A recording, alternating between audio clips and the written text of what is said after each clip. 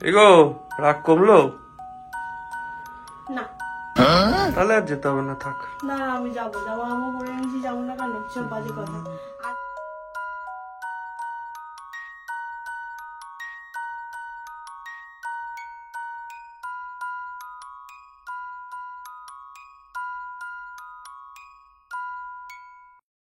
Morning সবাইকে, welcome back to our channel লেজলি বেরাট দিস লাইফ। আজকে শনিবার, কিন্তু এক মিনিট, গুড মর্নিং তো আর নেই, এটা তো আফটারনুন হয়ে গেছে। আসলে সকালবেলা উঠে আজকে সকাল থেকে কারেন্ট ছিল না, জানো তো। তো ওই জন্য আমরা ভাবলাম যে তাহলে রান্না বান্না করে নিই, আর মোবাইলে চার্জও ছিল না, আমরা তো আইফোনটা থেকে ব্লগ করি, তো এবার ওটা একদম চার্জ ছিল না। তো বললো চল রান্না বান্না গুলো আমরা করে ফেলি, তারপর কারেন্ট এলে স্টার্ট করা যাবে। এই সময় রান্না বান্না শেষ হয়ে গ্যাস ট্যাস মুছে আমরা দাঁড়িয়েছি। তো এবার কারেন্টটা এলো, তো আমি ভাবলাম যে চলো স্টার্ট করা যায়। তো আজকে আমরা অনেক কিছু রান্না করে নিয়েছি, ভাত, ডাল, ঝুরঝুরে আলু ভাজা, সয়াবিনের তরকারি আর চাটনি। প্রথমবার চাটনি বানালাম, টমেটোর চাটনি, আমার খুব খেতে ইচ্ছা করছিল। উইকের মাঝখানে সে একদিন কলকাতা হাউস থেকে খাবার আনা বানানো হলো, ওই দিনকে চাটনি দিয়েছিল, তো আমার আজকে খুব ইচ্ছা করছে, একদম অল্প একটা টমেটো করছি। যাই হোক, চলো দিনটাকে স্টার্ট করা যায়। এই হচ্ছে আমাদের খাবার, সয়াবিনের তরকারি রয়েছে, ডাল রয়েছে, চাটনি রয়েছে, আলু ভাজা রয়েছে আর পমো ভাজা রয়েছে। সয়াবিনের তরকারি দেখে তো মনে হচ্ছে খুব ভালো হয়েছে, একটুখানি বেশ কড়াইশুঁটি দিয়ে করেছে, ভালো লাগছে। খেয়ে বলিস কেমন লাগবে, তাও খেয়ে নি। এগো রাগ কমলো না? তাহলে আর যেতে হবে না, থাক। না আমি যাবো যাবো, আমি বলে নিয়েছি যাবো না কেন, সব বাজে কথা। আজকে দুপুরবেলা তোমরা দেখলে আমরা লাঞ্চ করেছি, তারপর থেকে লিটারালি একটু ভিডিও করিনি। আমরা মানে বিশাল লেভেলের ঝগড়া যাকে বলে, প্রায় 1.5-2 ঘন্টা ধরে কন্টিনিউয়াসলি আমরা ঝগড়া করেছি। ঝগড়া করার পর আমাদের অল আউটটা ভেঙে গেছে। হ্যাঁ, জিনিসপত্র ছোড়াছুড়িও হয়েছে। আর তারপরে ও কি করেছে, চেয়ারের কোনটা চটে গেছে, হ্যাঁ এইসব হয়েছে। তো বিশাল ঝগড়াঝাটি হয়েছে। তো তারপরে আর কি হঠাৎ করে দেখলাম যে আমাকে এসে বসেছে, আমার কাছে এসে বসেছে, এসে বসে বলছে কি গো বারবিকিউ যাবে। এবার আমরা দুজনেই তো খেতে খুব ভালোবাসি, আমিও তো খেতে খুব ভালোবাসি। এবার ওটাই হয় জানো তো, যখনই বিশাল ঝগড়াঝাটি হয় তখনই নয় কিছু একটা অর্ডার দিয়ে দেয়। আর আজকে যদি এক্সট্রিম লেভেলের ঝগড়া হয়েছিল, ওই জন্য একদম টেবিল বুক করে নিয়েছিল, বুক করে নিয়ে এসে দেখাচ্ছে। আমি তো প্রথমে বলেছি যাবো না হ্যান ত্যান, তারপরে অনেক মানে কান্নাকাটি হ্যান ত্যান এইসব হলো। তারপরে ফাইনালি আমরা এখন সাজুগুজু করে বারবিকিউ যাচ্ছি। Oh my God! মা এই জন্যই বলে যে ওদের ঝগড়াঝাটিতে থাকা উচিত নয়, এই ঝগড়া করবে 2 ঘন্টা পর আবার দাঁত বার করে হাত ধরে ঘুরে বেড়াবে। আমাদের লিটারালি এটাই হয়। চলো চলো, 8টা বাজে গেছে। 8টার সময় মানে দেরি করে বেরোনোর কথা ছিল, এখন বাজে 8টা, 8:30টার সময় যাবো। কি খুশি। বারবিকিউ যেতে খুব ভালো লাগে, আমি অগুন্তি বার গেছি, বাট স্টিল আমার বারবিকিউ যেতে খুব ভালো লাগে। চলো, এই হচ্ছে আমাদের দাদা।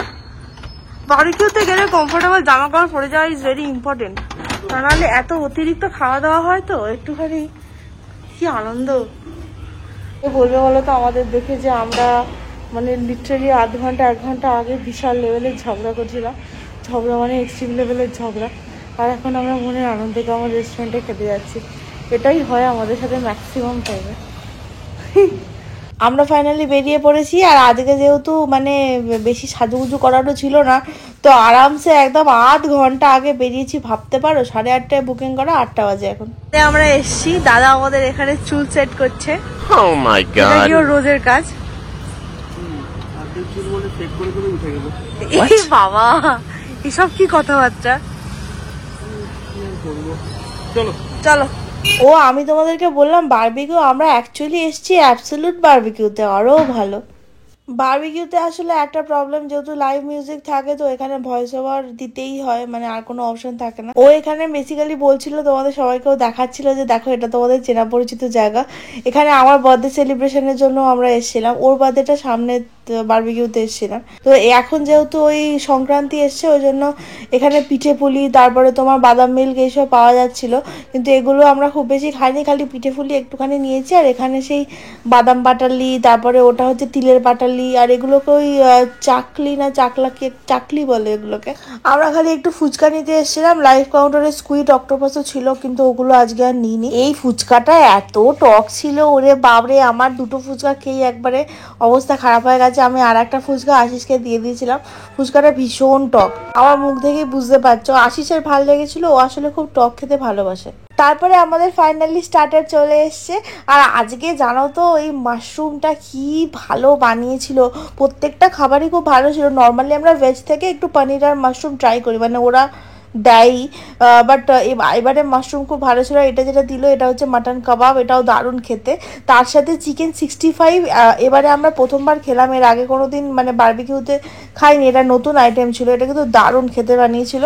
তো এটা আমি দুবার নিয়েছিলাম। আর পাশে যে ক্রিস্পি বেবিকর্ন দেখছো, ওটা হচ্ছে আমার অল টাইম ফেভারিট, আমার দারুণ লাগে বারবিকিউয়ের, ওটা সিগনেচার ডিশ। তার সাথে এবারে ফিশটাও খুব ভালো করেছিল। এবার আমরা চলে গেছিলাম মেন কোর্সের দিকে। ব্যাপারটা হচ্ছে এবারে স্টার্টার আমরা এত বেশি খেয়ে নিয়েছিলাম যে মেন কোর্স আমি তো কিছু নিয়ে নিই। আর মেন কোর্সে অপশান মোটামুটি ভালোই থাকে, বিরিয়ানি থাকে, তারপরে এগ কারি থাকে, চিকেনের দুটো আইটেম থাকে, মাটন থাকে। কিন্তু আগে যেমন প্রন টন পাওয়া যেত একদম ইনিশিয়াল ডেজে বারবিকিউয়ের, মানে আজ থেকে প্রায় ধরো 3-4 বছর আগে, সেগুলো আমি আর এখন দেখতে পাই না। মাছের এমনি একটা কারি থাকে, কিন্তু ওটা আমার খুব একটা ভালো লাগে না। আর এইদিকে আশিস বললো যেহেতু তুই মেন কোর্সে কিছু নিলি না, চ তোকে মিষ্টিটাও নিয়ে চলে আসি। এখানে ওরা আর আমার মিষ্টি একসাথেই নিয়ে নিচ্ছি। আশিস এই গরম গোলাপ জামুন খেতে খুব ভালোবাসে। তার সাথে আজকে কি করেছিল জানো, মালপোয়া। মালপোয়া আমি বারবিকিউতে কোনোদিন দেখিনি, এটা আমার ফার্স্ট টাইম। আর ওদিকে জিলিপি ছিল। আর এইদিকে তো তোমার ফলের কিছু অপশান থাকে, পেঁপে থাকে, তরমুজ থাকে। আর ওদিকে ফিরনিটা আমার পার্সোনালি খুব ফেভারিট, ওই জন্য ফিরনি তো আমি অবশ্যই খাই এখানে এলে। এছাড়াও ছিল ব্রাউনি, টার্ট, চিজ কেক, ওগুলো আমি সেরকম নিইনি। তো আমরা খাবার দাবার নিয়ে চলে এসেছি আবার টেবিলে এসে দেখি আমাদেরকে কে আবার নান দিয়ে গেছে।